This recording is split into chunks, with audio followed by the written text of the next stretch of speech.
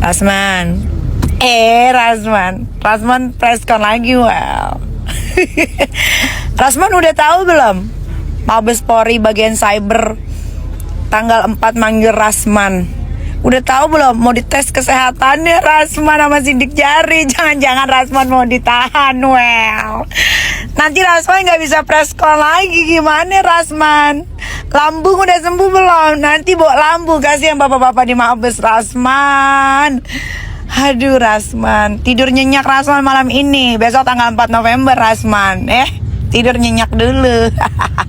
Rasman bakal tes kesehatan dan sidik jari tanggal 4 di Mabes Polri karena kasusnya Hotman Paris. Well, dia udah tersangka. Gak seru. Gak bisa jadi lemon lagi gue.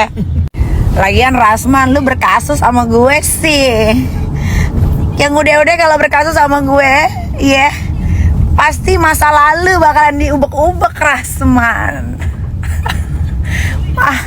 Besok Ai pantengin jam 8.30. Mudah-mudahan Rasman ditahan, well. Biar dia agak kurusan dikit, biar kelihatan tuh leher lek-lekannya. Bukan kayak manusia lu kalau kayak begitu, kayak kura-kura ninja. Rasman, aduh kok aku happy padahal aku lagi di Malaysia. Aku lagi di Malaysia ini, negeri jiran. Tempat yang biasa kau datengin, tapi kau datenginnya pakai kapal. Lama banget nyampenya. Rasman Bahlul, Rasman BA, Rasman bodoh, Rasman idiot. Setiap preskon bilang kawinin lu aja yang kawin. Lu kan tukang kawin tuh, bini lu aja sampai 8 tuh. Gue juga bingung tuh kenapa itu bini-bini lu ngeliat apaan sih dari lu, gue juga bingung. Udah jelek, blow on, bahlul, bau. Bingung gue. Dikit-dikit preskon kawin melulu, otak lu kawin ngeres melulu, otak lu mesum tau gak lo. Emang enak lo jadi tersangka lo. Setahu gue, orang kalau udah tes kesehatan sama sidik jari, terus udah tahap 2, disuruh tes kesehatan sama sidik jari, biasanya 95% ditahan. Mudah-mudahan lo ditahan lo besok lo sama Bareskrim lo, biar stop lo preskon. Pakai segala kirim surat ke Kapolri, ke Kapolres. Ngirim surat apa? Ngirim surat minta pertolongan lo, minta dana lo kan miskin, kismin lo. Bahwa dia bilang ada informasi dari luar negeri yang menguatkan keterangan dari data yang mereka punya. Nah ini bagi saya saya duga ini bisa jadi upaya untuk mengimbangi apa yang kami lakukan. Saya tidak pernah cari-cari orang, apakah apakah Ibu JF itu ada, dan itu harus diperiksa oleh Polres. Nggak bisa karena dia tahu ceritanya. Kita nggak boleh berkutat dong pada bulan April, Mei, Juni, Juli, Agustus. Loh, sebelum April, Maret kan mana dia? Nggak bisa. Itu harus ada rangkaian yang harus kita lihat. Jadi hukum itu nggak bisa sepotong-sepotong gitu. Oke, itu poin pertama. Dan nanti Gui sebagai perwakilan dari kuasa hukum yang lama akan memberikan tambahan, tentu juga dengan Rahmat. Kemudian tentang kedatangan kami ke Polda Metro, kami sudah menerima surat, saya sudah dihubungi, dan tentang proses penyelidikan dan penyidikan yang kami juga belum maksimal penanganannya karena baru dalam tahap klarifikasi, kemudian gelar, lalu kemudian hasil. Kenapa sih nggak ditunggu dikasihkan kami data-data itu ketika diperiksa sehingga kita melihat ada semacam ternyata ada begini, tiba-tiba naik, walaupun naik sidik belum tentu menjadi tersangka, naik sidik bahkan bisa dihentikan. Itu terjadi di kasus saya, dugaan ijazah palsu yang sudah SP3 dan dugaan penipuan penggelapan. Kemudian yang ketiga tentang BAP atau pemeriksaan terhadap saya selaku pelapor, sudah saya terima suratnya. Ini suratnya dari Polres Metro Jakarta Selatan terkait dengan laporan saya terhadap saudari NM. Saya harusnya diperiksa hari Jumat kemarin, tanggal 25 Oktober.